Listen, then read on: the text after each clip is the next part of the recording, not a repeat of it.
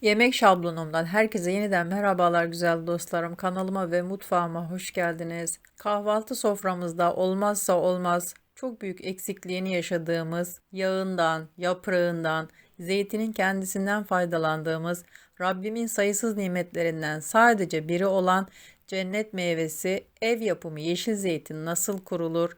Hiç erimeden, keflenmeden yıllarca nasıl temizleyip tazeliğini korur, nasıl hızlı veya geç tatlandırılır, hepsini tek tek sizlerle paylaşacağım.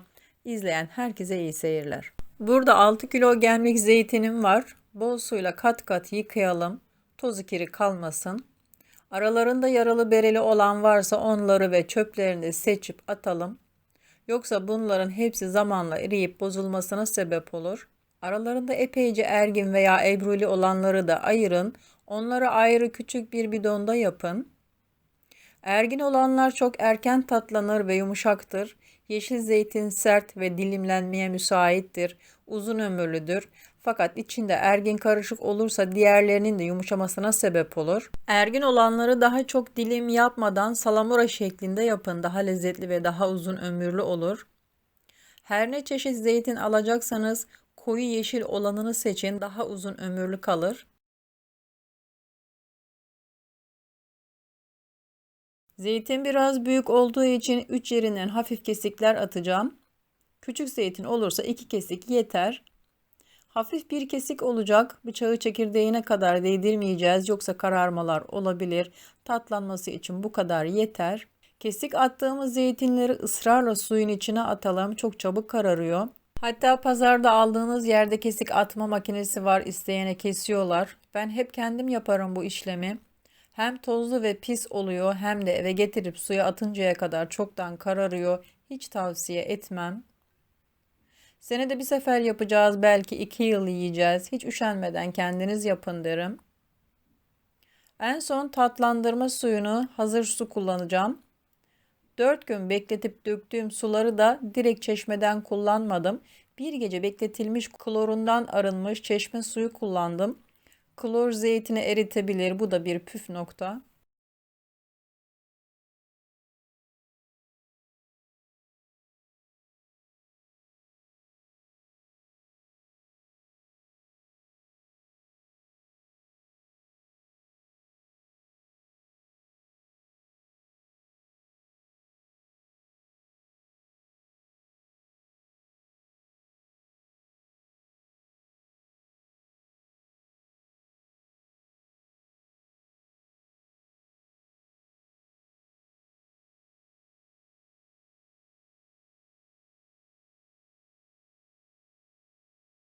Sizlerle belki birçok kişinin bilmediği farklı bir ayrıntı paylaşacağım. Kesme işi bitti, suyunu doldurdum. 3 gün bekletip 4. gün bu suyu dökecek olmama rağmen her 2 bidona da sadece 1 yemek kaşığı iri kaya tuzu atacağım. Bunun sebebi zeytin kısa bir süre içinde tatlansın, hemen soframda yerini alsın istiyorsanız her defasında 1 yemek kaşığı iri kaya tuzu atın. Bu sayede zeytin hem erken tatlanır hem de erime riskini tamamen ortadan kaldırır. Duyarız bazen şikayetler olur, zeytinim eridi acaba neden diye. Zeytini yıkamadan kesmek, içinde yaralı bereli kalan olmuşsa veya bidon gazdan dolayı şişer, en üstte kalanlar sudan mahrum kalır. Suyunu, tuzunu alamaz, rengi solar, değişir, kötü olur. İşte bunların hepsi eriyip bozulmalara sebep olur. Bunlara dikkat ettiğiniz takdirde ne bozulma ne de erime olmaz. Eğer yok, ben hemen tatlanmasını istemiyorum, 3-4 ay sonra tatlansa da olur diyorsanız o zaman döktüğünüz suya tuz atmayın. Miktar çoksa, mesela 10 bidon kuracaksanız, seneye kalma durumu var, 2'ye bölün, yarısını bu yöntemle yapın, 45 gün içinde hemen tatlanır, afiyetle yersiniz. Diğer yarısını da suyunu döktüğünüz zeytine tuz koymadan yaparsanız o da geç tatlanır. Ben her 2 bidona da koydum tuz. 3 gün bekleteceğim. 4. gün dökeceğim suyunu. Bu 4. gün bakın rengi biraz dönmüş. İçindeki asitten dolayı üsttekiler suyu görmüyor. Bakın o kadar asit olmuş ki şişenin altı çıkıntılı olmuş.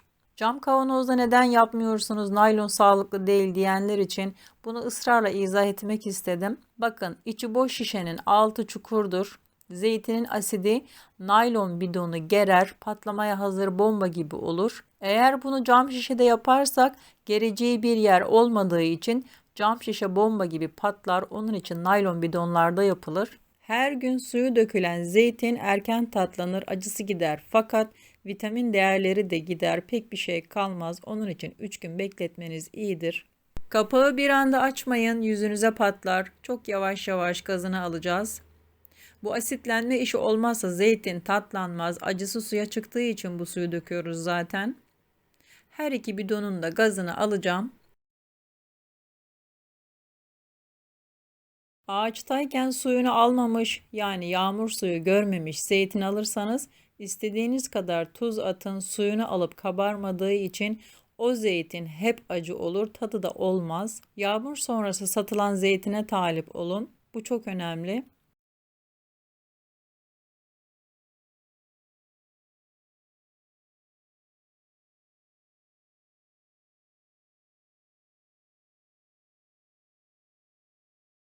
Bu işin daha kolay yöntemi var. Ben açmaktan korkuyorum veya zamanım olmadı, çalışıyorum, unuttum gibi durumlar varsa sizde bir toplu iğnenin ucunu önce yakacağım. Mikrobu gitsin. Sonra en yukarıdan birkaç yerinden delikler açacağız. Durum böyle olunca bidon balon gibi şişmez.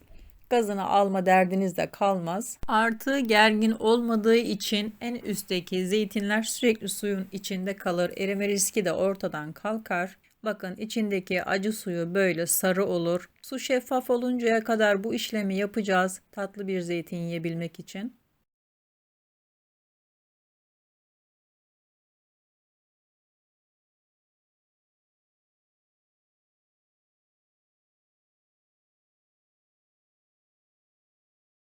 Her acı suyu döktükten sonra bir yemek kaşığı kaya tuzu koyacağım.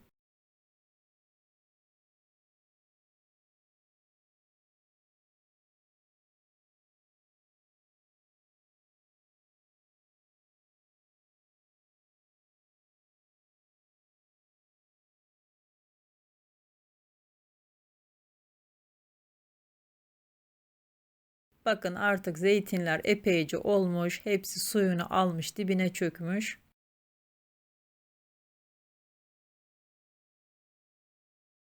Ve bu dördüncü suyunu değiştirmem olacak.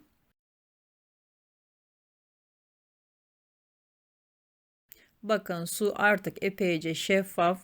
Bu acısının gittiğini gösteriyor.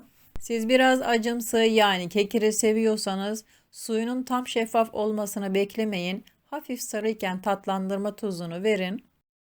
Tatlandırma tuzunu verme zamanı geldi. Şöyle gördüğünüz gibi iri kaya tuzu atacağım. 5 kiloluk bidon 3 kilo zeytin alıyor.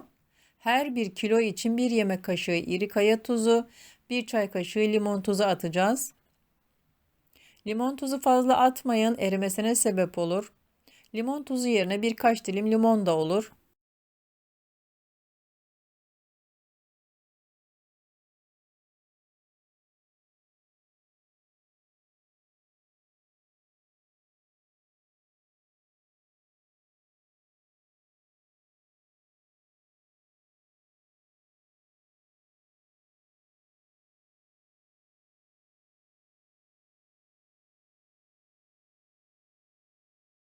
En son kullandığım su hazır içme suyu. Arıtma suyu da olabilir veya akşamdan kaynatıp soğutun. Klorundan ve kirecinden arınmış olur. Her şeyin çözümü var. En son ağzını sıkıca kapatıp ışık, güneş görmeyen serin bir yerde bekletin. 45 günde oluşur. Açıp afiyetle yiyebilirsiniz.